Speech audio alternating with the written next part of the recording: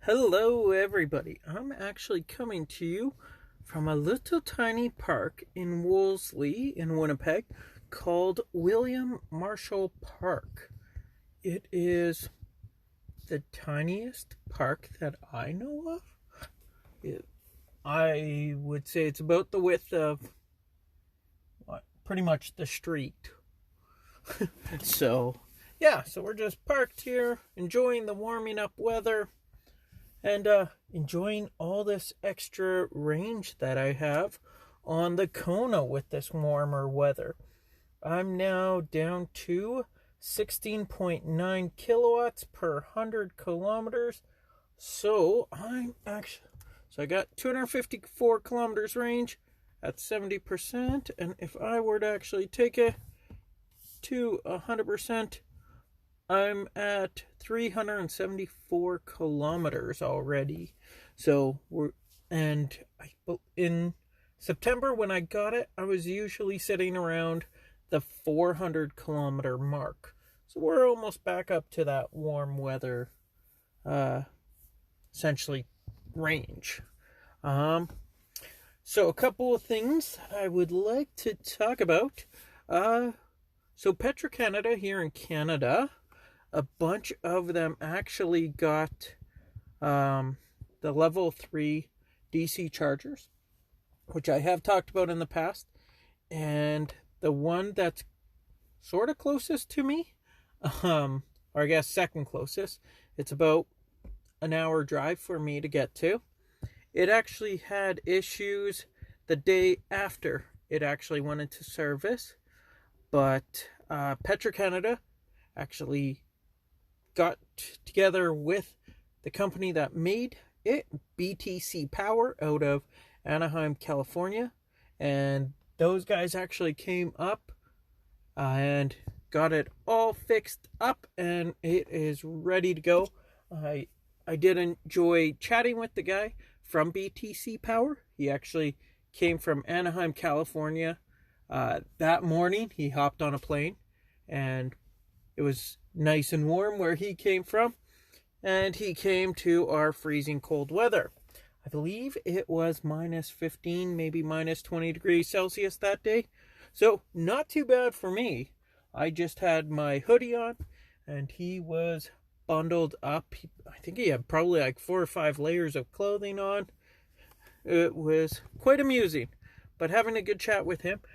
He actually was talking about how their company actually uses a lot of electric vehicles for their, I guess, driving around, any sort of repairs or whatever.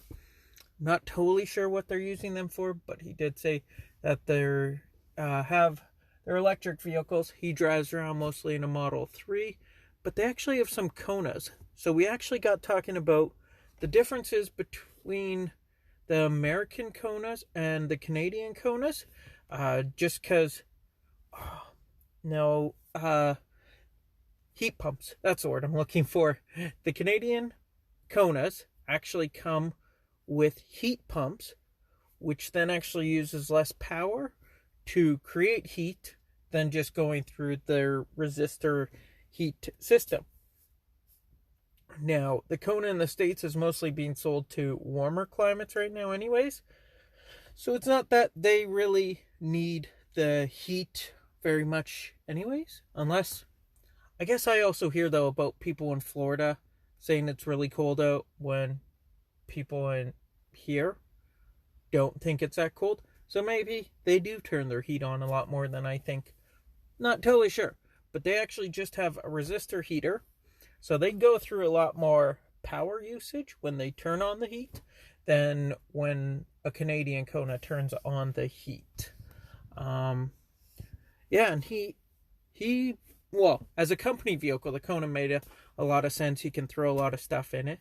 As a family vehicle, it does start getting a little cramped. But he was also mentioning how when he travels, he actually, so they would normally rent vehicles if they can get electrics, or he actually will go through Turo to try to get an electric vehicle. So I do love that their main focus is on trying to get an electric vehicle. I was really impressed with that. Unfortunately, when he came here, he said there was only 6 vehicles listed on Turo and none of them were electrics. So he did just have to go through a rental vehicle. The other thing I want to talk about is the backup camera on the Kona. And I've noticed it on other vehicles. They need to come up with a solution to try to keep it clean.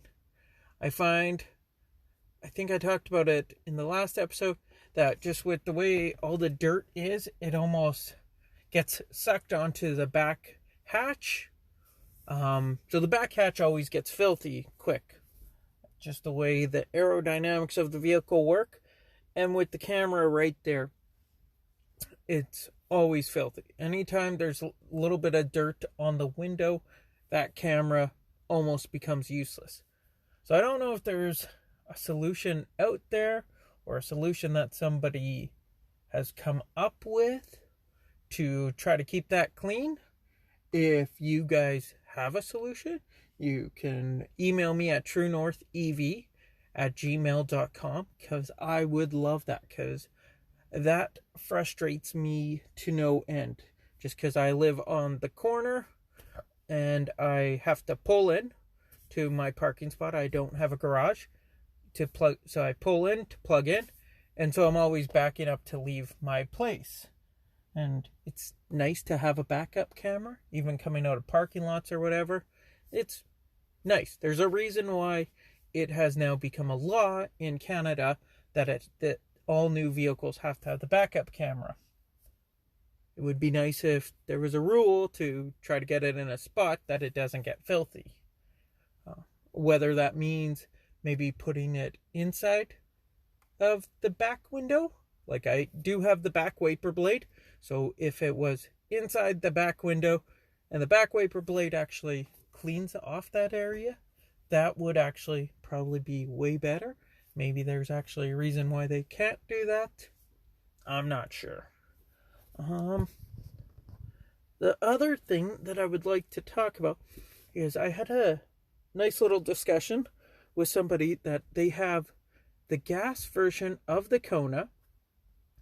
They picked up, I believe they said 2 years ago. It was before the Konas even came to Canada. They actually had to wait a couple of weeks in order to get theirs. So with that, they were actually looking at electrics, but they didn't want to go the electric route because there was no level 3 chargers around where they live. But they, on their, let's call it a 2-year-old Kona, actually have 12,000 kilometers on their vehicle, where I've had it since September, beginning of September. I'm right now sitting at, call it 11,100 kilometers. So I'm pretty much at the same kilometers as them. And I've actually only had to use fast chargers, like legitimately need them, I believe once. Because when I actually went out to Kenora in, I believe that was September, October, I did a podcast about that. And I actually only used 50% of my power. So I could have actually made it back without charging. But in the winter time, I've gone out to Brandon, which is, I believe, 187-ish kilometers. Call it 200 kilometers. When it's cold out, I basically need to charge in order to actually get back. So I've really only had to charge on a fast charger once, and so I don't find it as big of an issue as everybody says. And that's a thing now that I'm hearing a lot about from people looking at electrics is, well, there's no charging infrastructure there. There's no level 3 chargers. And that's coming from people that actually have their own house. Some even have a garage that they can plug into. And so I find it as just an excuse, for the simple fact we all have power at home. There's not really a reason to use the high-speed chargers. I get if you live in an apartment, then maybe you need to use it every once in a while. But it's not as critical as, let's say, a gas station for a gas vehicle, right? Most people don't have a fuel tank sitting at home that they could just gas up their vehicle whenever. Which then actually leads to, there was an interesting article I was reading on CBC News, which actually was talking about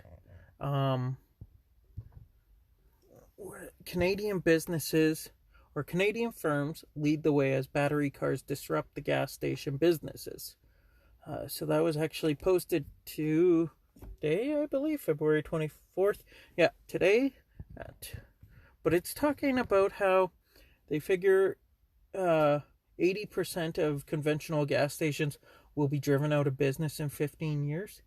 I don't know if it's that high of a number, but I could definitely see either a majority of them having to change how they do business and actually putting in something that attracts the people when they charge, right? Like either a little cafe, maybe a rest type area, maybe a place for them to shower if it's on the highway, kind of clean up, but just a way to attract them. And they're going to be there maybe a half hour to an hour type deal, something for them to do more so than your 5 to 10 minute stop of just gassing up, right?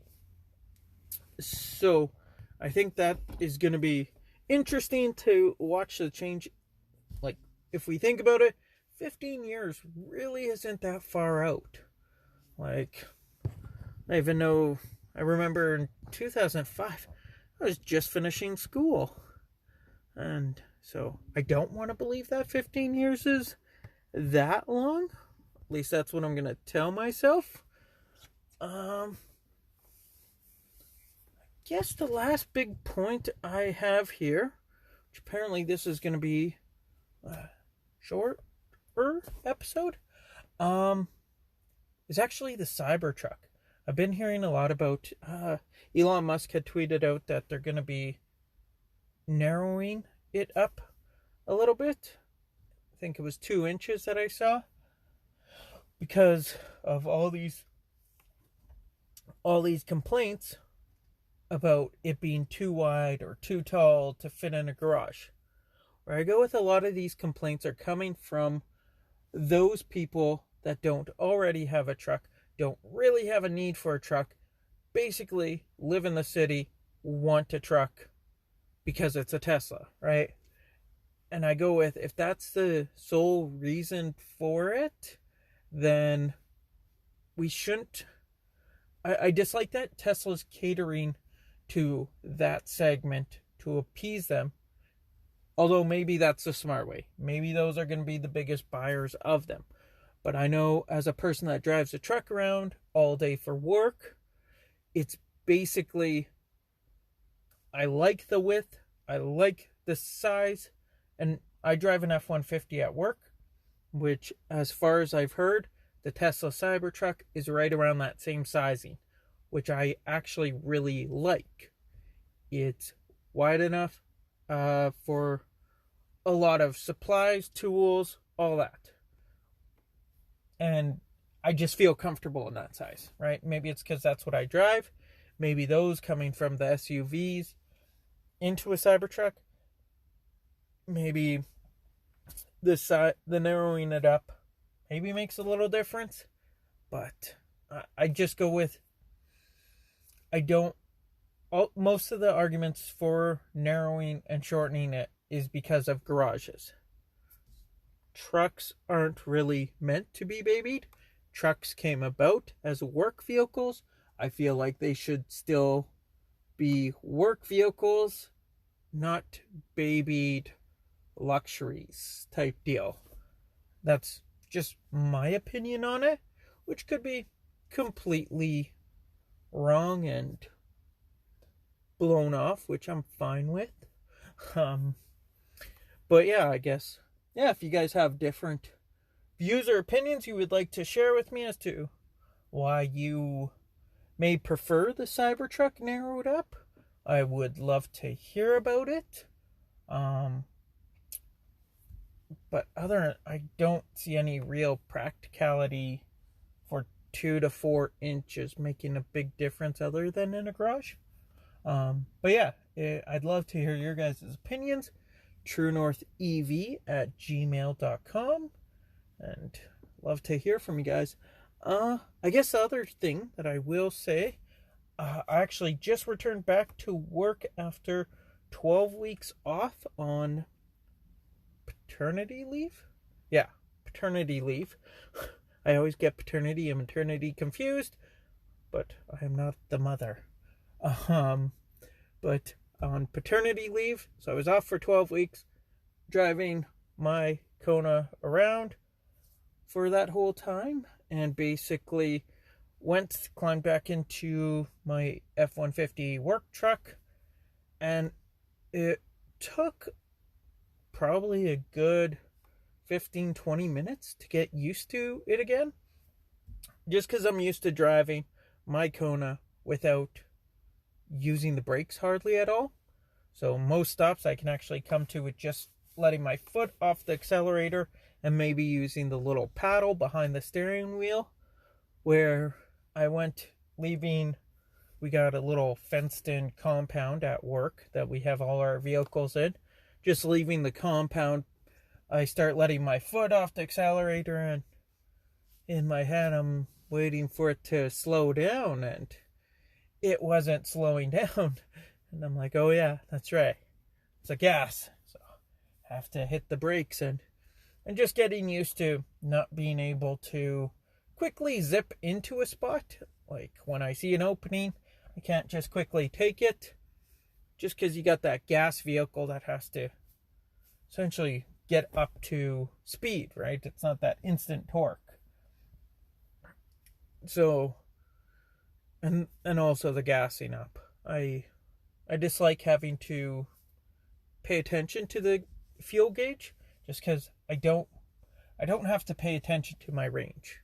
The only time I even vaguely look at the range in my Kona is when I know I'm doing a longer trip that's already been planned out.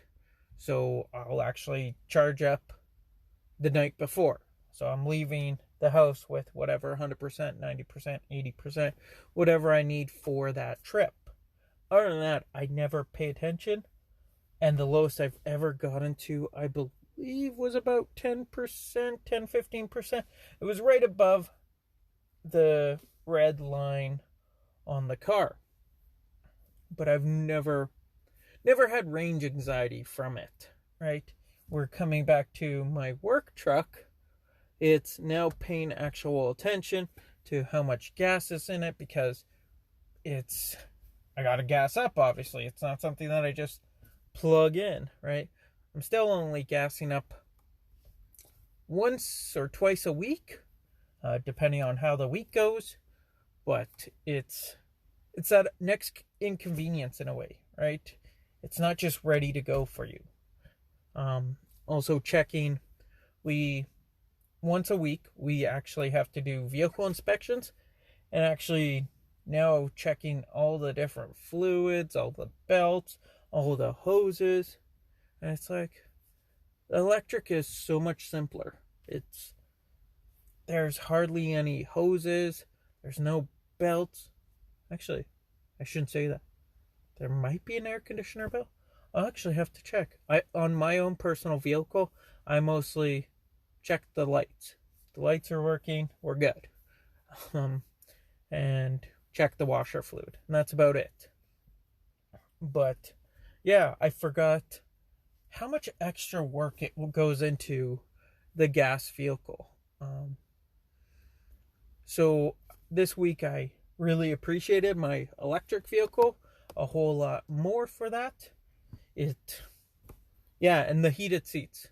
I don't have heated seats or a heated steering wheel in my work truck, which first thing in the morning is really nice to have that heated steering wheel, especially this past week, the mornings were kind of cold, but it warmed up. But grabbing onto essentially a plastic wheel first thing in the morning, it's a little cold. End of the day, back's a little sore from work.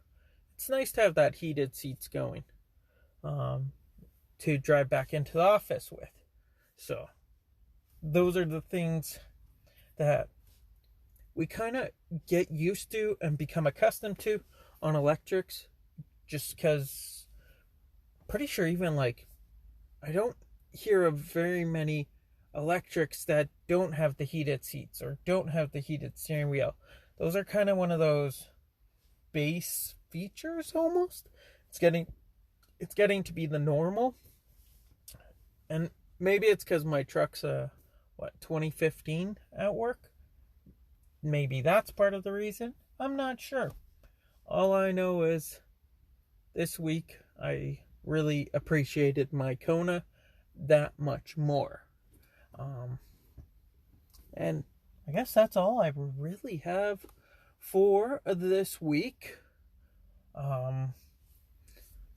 Any questions, comments, concerns you might have, you feel free to reach out to me at truenorthev@gmail.com. And I would love to hear from you guys. And we'll talk to you guys later. Have a great week. Bye.